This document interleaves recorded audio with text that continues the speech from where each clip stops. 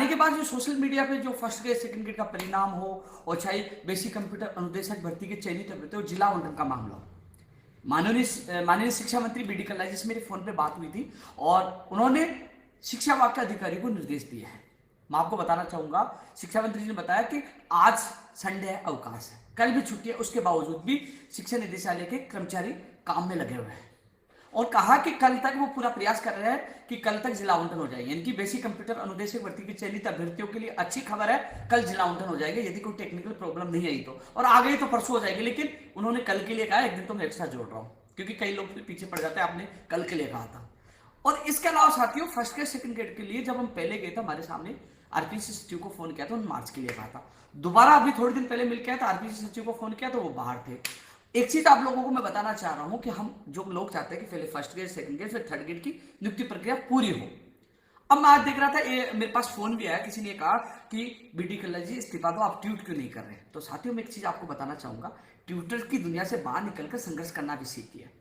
जब शिक्षा मंत्री जी के घर पे पूछे तो 25 लोग पहुंचे, फिर भी वो संख्या मायने नहीं रखती। शिक्षा मंत्री जी ने फोन भी किया था। पूर्ववर्ती सरकार में जब मैं वासुदेव नानी जी शिक्षा मंत्री जी थे या कोई भी मंत्री थे, उनके पास जाते थे तो वो आरपीएससी के लिए कहते थे संवैधानिक संस्था है, हम केवल निवेदन कर सकते हैं, निर्देश नहीं दे सकते। और शिक्षा मंत्री जी का कहना यही है कि मैं बोल सकता हूं, बोला है, लेकिन अब इसको कौन अच्छी तरह से बोल सकता है, वो सीएम का अधिकारी। मुख्यमंत्री प्रमुख सचिव से मैं मिल रहा हूं दोबारा, मैं समय मैंने आज मांगा है, उनसे मिल रहा हूं और उसके बाद मैं कोशिश कर रहा हूं आरपीएससी का भी 4 या 5 तारीख को हम लोग दोबारा से पहुंचे।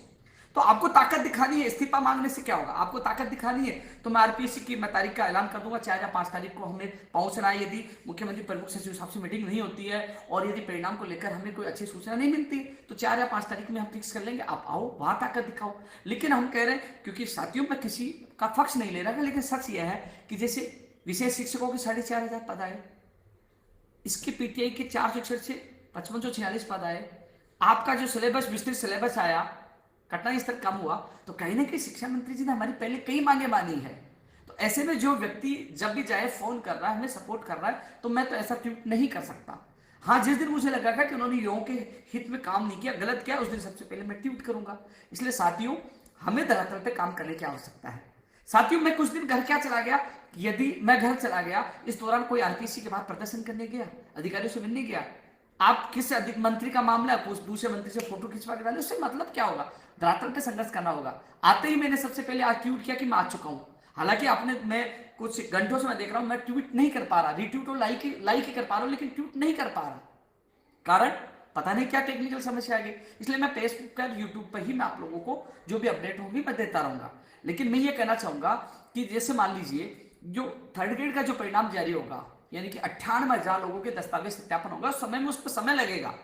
उनके दस्तावेजों को चेक जो बीकानेर निदेशालय की टीम जो जांच करेगी, क्योंकि 2 गुना का परिणाम जारी होगा, कर्मचारी चयन बोर्ड वाले भी उनको जांच करेंगे, फिर 1 गुना का परिणाम आएगा और फिर ये जो 1 गुना का जो परिणाम आएगा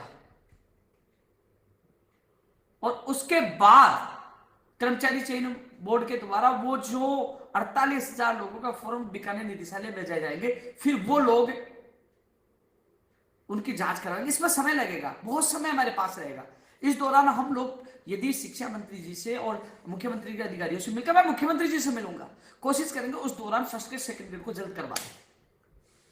तो वो प्रयास कर रहे हैं। हम लोग किसी को जिसका विभाग है, जैसे मान लो बेसिक कंप्यूटर अनुदेशक भर्ती, एक शिक्षा विभाग उनके अंडर में, उन्होंने तुरंत कह दिया, छुट्टी के दिन भी कर्मचारियों को लगा रखा है, जब पॉजिटिव स्तर पर वो चल रहा है तो हम किसी को नाराज नहीं कर सकते, हमें काम इनसे ही करवाना है।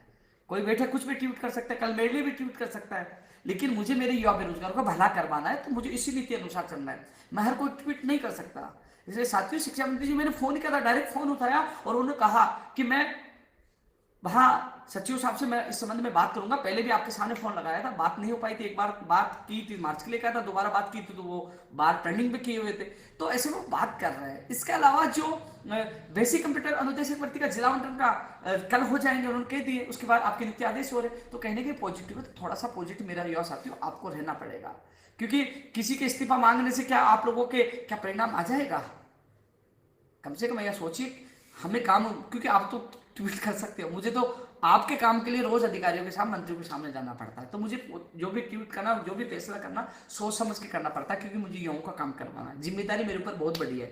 लेकिन ये भी सोचिए कि जब मैं कुछ दिन के लिए गांव क्या चला गया, कोई भी आपके पक्ष में आके धरातल पे कार्य किया? कोई नहीं किया। और मैं आज आया हूं और आज से ट्विटर पे लगा, और मैंने आज भी बात की, मुझे 1-2 दिन में समय मिलेगा, मैं वहां भी, और यदि वहां से सीएमओ से मैं वार्ता नहीं होता है तो 4 या 5 तारीख को हम फिक्स करके आरपीएस भी चलेंगे।